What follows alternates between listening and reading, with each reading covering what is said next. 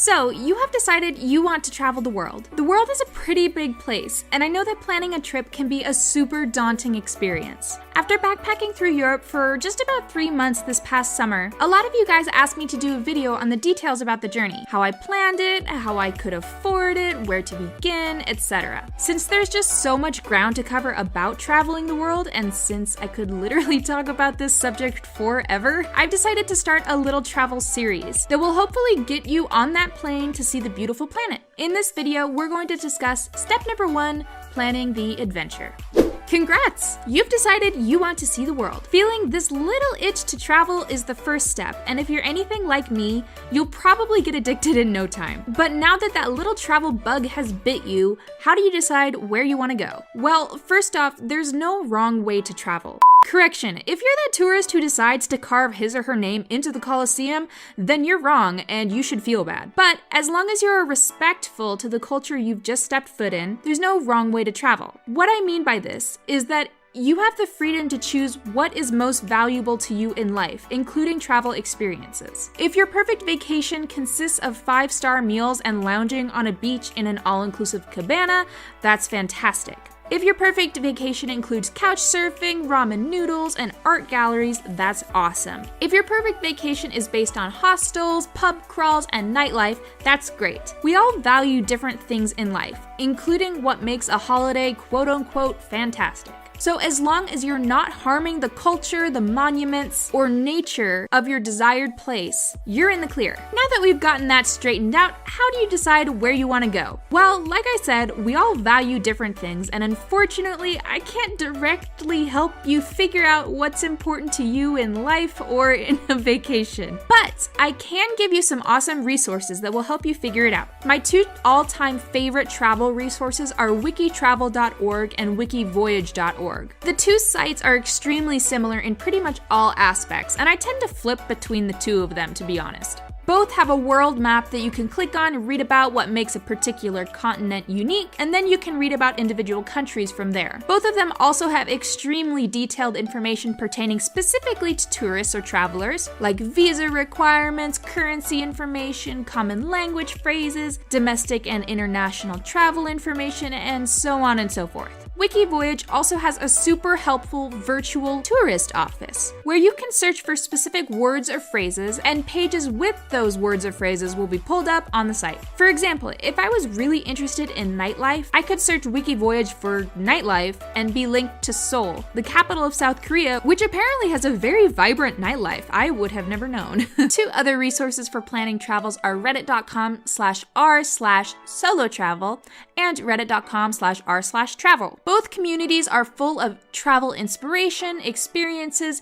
and like-minded people who are eager to see the world as well. This is a great place to start if you have absolutely zero idea where you'd like to travel first, as there are many threads dedicated to helping people find a destination that they'd love to be. There are also a few factors to keep in mind when deciding where you want to go, specifically time of year you'd like to travel and transportation in your destination. In addition to the typical calendar seasons, summer, winter, fall, and spring, some destinations also have a wet and dry season. Summer is usually referred to as the high season when it comes to tourism, as this is when most people get their traveling in for the year. Traveling during this time of the year, on one hand, will usually ensure pretty decent weather for the duration of your travel, but on the other hand, this usually means a lot more crowds and heightened prices in everything from meals to lodging. The opposite is true for traveling in the winter in most areas, so it's just something to keep in mind. Some places also have more widely available public transportation than others, and some places are accessible only really by renting a private vehicle or even booking tours in advance. All of the information about weather and transportation in your specific destination can pretty easily be answered in the wiki links, so check them out for more information. And as always, links are included in the description bar, so definitely check that out.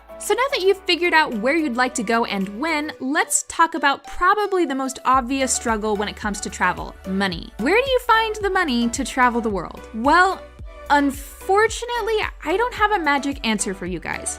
I wish I did. Truth is, in most cases, you simply have to save up and make traveling a priority in your budget. Depending on your income and desired travel style, coming up with the money could take a long time or not very long at all. If you plan to stay at an all-inclusive resort with a beach view, obviously that's going to cost a little bit more than a hostel in most places. If you plan to eat out at expensive restaurants for every meal, that's going to cost a lot more than cooking your own food from the grocery store. Your dollar will stretch further in Southeast Asian countries than in Scandinavian countries. Differences like this make your travel budget extremely subjective, so it's difficult to give blanket advice simply because every person and every budget is so drastically different. I could make an entire video dedicated to traveling frugally, so if that's something you'd be interested in, let me know in the comments down below. But for this video, let me give you the basics of what I personally did to travel for nearly 3 months, financially speaking. First, I picked my destination and bought my plane tickets. In this particular case, it was actually cheaper for me to buy a one-way ticket to New York City and then a one-way ticket from New York to Berlin with a stopover in Oslo than it was for me to buy a one-way ticket directly from Las Vegas to Berlin with any stopovers. So although it added a little bit of time to my itinerary, I saved a couple $100s. My favorite website for buying tickets is google.com/flights because it shows you both on a map and in calendar format the specific days as well as the airports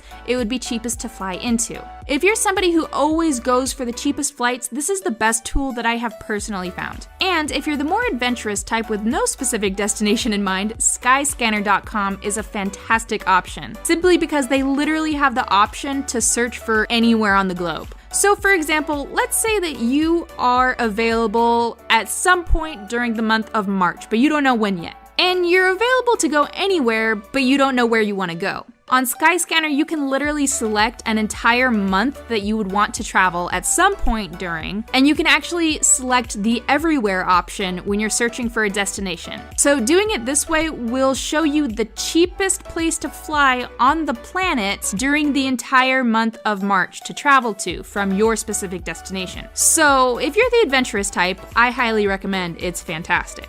Once I bought my plane tickets, I researched a little bit of what I wanted to do in the specific countries I was going to. For me, I personally love museums, learning about history, and the occasional nice meal. I also knew that I would be traveling by train between countries, and I would be staying primarily in hostels. So I pretty much just Googled a little bit of what I wanted to do in each country, got a price range for those specific activities, added it up, and multiplied it by the number of days I would be traveling. This was my basic budget. Due to the fact that I'd be traveling through Europe during the high season, it can get expensive. So just to be safe, I upped my daily budget to $100 a day. Yes, this is a lot of money. No, you don't need to do this. I ended up spending on average way under $100 a day, but it was comforting knowing that I had a little extra wiggle room in my budget in case anything came up. I highly recommend giving yourself a daily budget, no matter what it is, during the entire time that you're traveling. A daily budget, in my personal opinion, is a lot easier to keep in the back of your head than an overarching budget that spans for weeks and weeks and weeks on end. Once you have your overall budget and your daily budget figured out, it's time for the hardest part, saving your money. It took me about 6 months to save up for my trip, and I was determined to save every penny I could. I didn't buy any new clothes or makeup. I didn't drive anywhere I didn't have to, so I could avoid putting gas in my car as much as possible. I didn't go out to the movies. I didn't really do much of anything fun, honestly, and it was all specifically so I could save up as much as possible before I left the country. It can be really brutal, but with a bit of restraint, it can be done, and it is so worth it. So that is pretty much all it comes down to when planning a trip, at least the very basics of it. Honestly, once I figured out where I wanted to travel, the only planning I really did was, well, saving money. I plan to do entirely separate videos on packing, lodging, solo travel, and really anything else that you guys would be interested in seeing. So let me know in the comments down below, or reach out to me on any of my social media if you have any specific requests. And if you're planning a trip, the links in the description